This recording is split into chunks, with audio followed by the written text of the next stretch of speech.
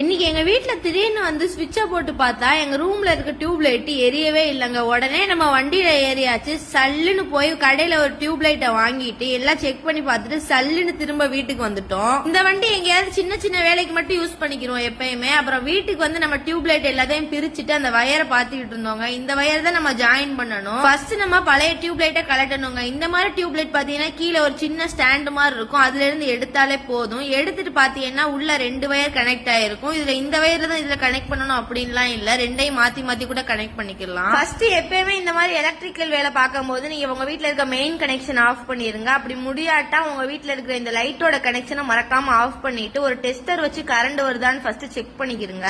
நான் செக் பண்ண உடனே அந்த ஸ்க்ரூவை லூஸ் பண்ணிட்டு நம்மளுடைய பழைய டியூப் லைட்டை ரிமூவ் பண்ணிட்டேன். அப்புறம் புது டியூப் லைட்டையும் மாட்டி 2 வயரையும் ஆளுக்கு ஒரு ஸ்க்ரூல கனெக்ட் பண்ணி நல்லா டைட் பண்ணிட்டேன். பெரிய விஷயம் எல்லாம் இல்லங்க டியூப் லைட் மாட்டுறது. எவ்வளவு ஈஸியான விஷயம் பாத்தீங்கன்னா நம்ம வீட்டுல இருக்கவளே பண்ணலாம். ஸ்விட்ச் போட்டோட சூப்பரா லைட் எரிய ஆரம்பிச்சிருச்சு. இப்ப அழகா அந்த பாக்ஸையும் டியூப் லைட்டையும் இருந்த மாதிரியே மாட்டி வச்சா முடிஞ்சிருச்சுங்க. நம்ம வீட்டுல இருக்க சின்ன சின்ன வேலையெல்லாம் நம்மளே பாக்கலாங்கிறதுக்காக தாங்க இந்த வீடியோ. இந்த வீடியோ உங்களுக்கு யூஸ்ஃபுல்லா இருந்தா மறக்காம ஐடியா ஃபாலோ பண்ணிட்டு வீடியோவை லைக் பண்ணி வச்சுக்கோங்க.